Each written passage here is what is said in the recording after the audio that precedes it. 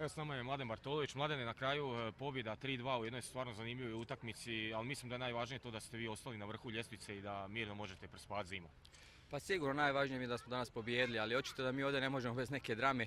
Imali smo 2-0, imali smo utakmicu pod kontrolom, evo ne znam, 5 minuta mislim da smo primili dva pogotka.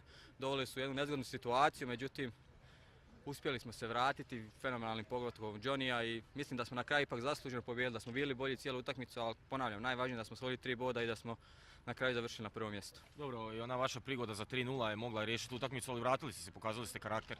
Ma sigurno, nažalost nezgodno je odskočila lopta, dešava se, ali bez obzira na to imali smo, i pored toga kažem ponovno 2-0, imali smo utakmicu pod kontrolom, dovedemo se u situaciju maltene da na kraju izgubimo bodove.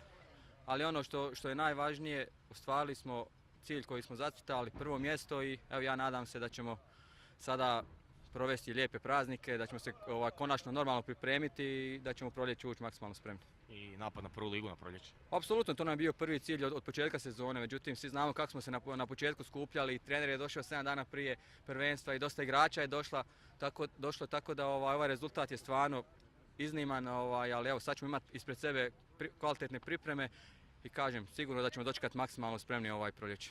Hvala, sretno. Hvala vama. Hvala. Ivan Jakov Žoni s nama, strelac odlučujuće gola, pobjede, jedan stvarno euro gol, mislim da ni sam nisam mogao sanjati da će ovako biti za pobjedu. Ma da, gledajte, stvarno krenuli smo utakmicu, stvarno borbeno, dogovorili smo se o slačioni da idemo na kost, da idemo, moramo dobiti pod svaku cijenu utakmicu. I gledajte, Tokić je zabio prva 2 gola, mislili smo sve će biti lako.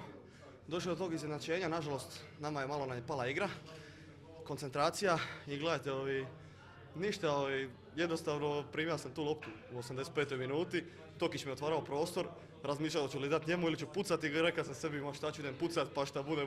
I eto ušlo u rašlje, hvala Bogu, odlučujući gol. Prije toga u 69. je bila ona greda, znači imaš dosta sigurnosti u taj udarac. Ma tako, bila je ta greda, malo sam to loše opuca, ipak treba sam plasirati, lagano nas išao puno, malo jače. I šta će otišla u gredu, poslije toga je Bartolović naletio, nažalost falio. Mogli smo riješiti tu utakmicu kod 3-0, da bude 3-0, ali eto, kako ovo je slađe ipak. Dobro, prvo mjesto sa 3 boda prednosti nad Pomorcem, to je najbitnije. Ma naravno, kako ne, ušli smo kao prvaci prvoga dijela. Ništa, od drugi dio idemo nastaviti ovako i do prvoga mjesta, nema drugi. Hvala, sretno. Hvala vama.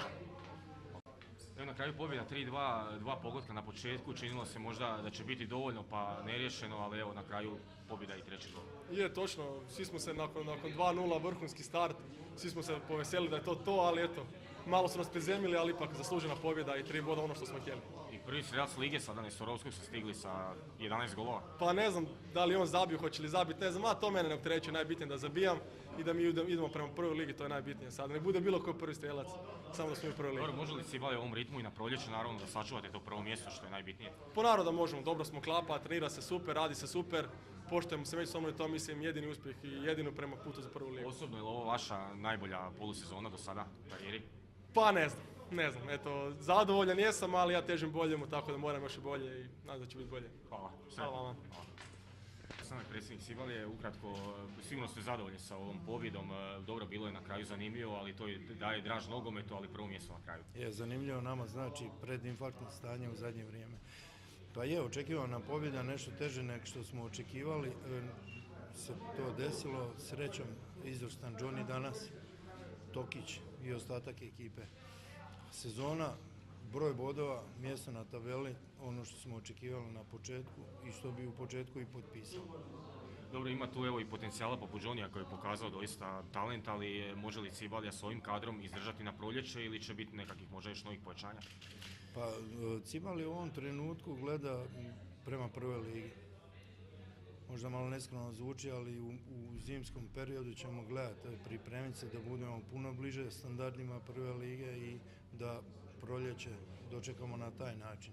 Kraj sezone, nadam se, s prvom pozicijom i sa prinovama koje očekujemo, možemo biti već konkurentni u prvoj ligi. To je cilj. Dobro, ocjena polusezone sigurno uspješna. Zadovoljavajuće, uspješno. Hvala, sretno.